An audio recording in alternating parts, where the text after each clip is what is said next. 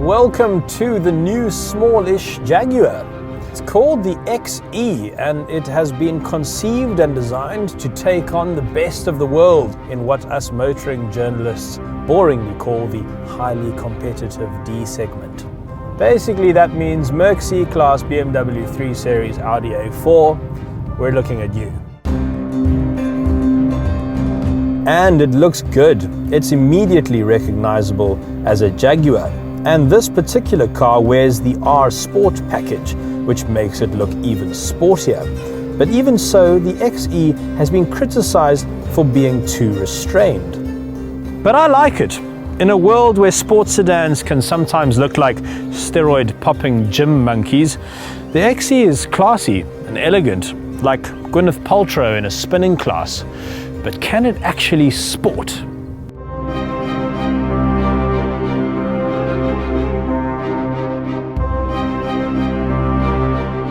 There are three engines to choose from. The range-topping 3-litre supercharged V6, a powerful 2-litre turbo petrol, and this 2-litre turbo diesel. But no matter which engine you choose, the XE chassis is all new.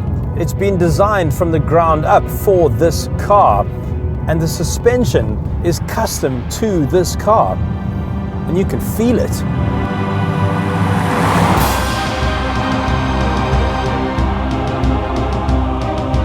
Oh, that's good. That's really good. I'm having way more fun than I expected to in this car. It's managing to pull off that really difficult trick of being firm and comfortable. And the steering is almost perfectly weighted.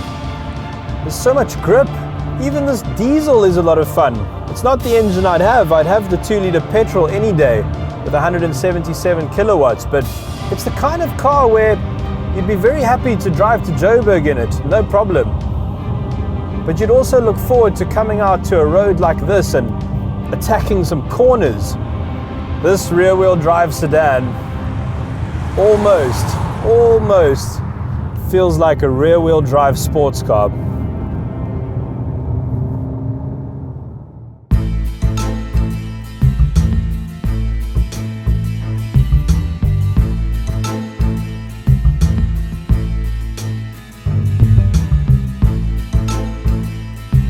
They've done a good job of the interior too. These seats are superbly comfortable and it's very luxurious with leather covering just about everything, including the entire dashboard. I do like the pulsing start button which fires the engine into life, and Jaguar have finally updated their touchscreen system. It's no longer clunky and old. This thing is bang up to date.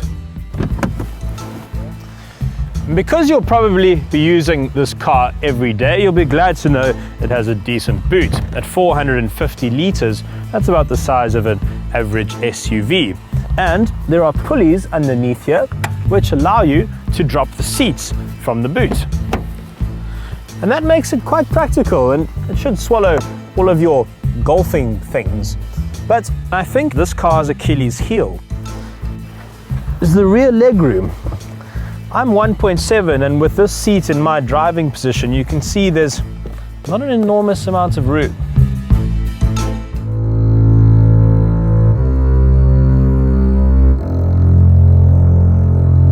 I do like this XE. I think I'd have one in white with the 2-litre turbo petrol. Definitely have the R Sport package. And I'd have it over some of its competitors. Definitely the Audi A4. Because the new one just looks like it's been designed using a photocopier. And it's very, very close to the Merc C-Class and the BMW 3 Series. And for a brand having their first proper crack at this segment, that's quite impressive.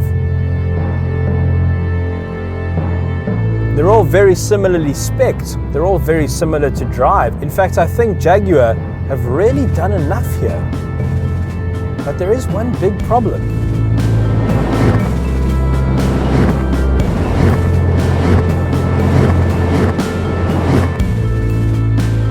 And that problem is the price. An equivalently spec'd Mercedes C-Class with a diesel engine and a sports kit is 546,000 Rand.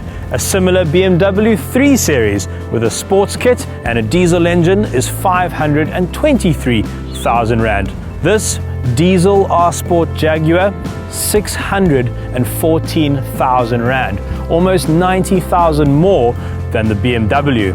And that is the greatest irony of all. This car's problem isn't the Germans or the Japanese or anyone else, but where it's built. And because the Rand is taking such a hammering to the pound, Jaguar South Africa simply can't bring it in at a competitive price.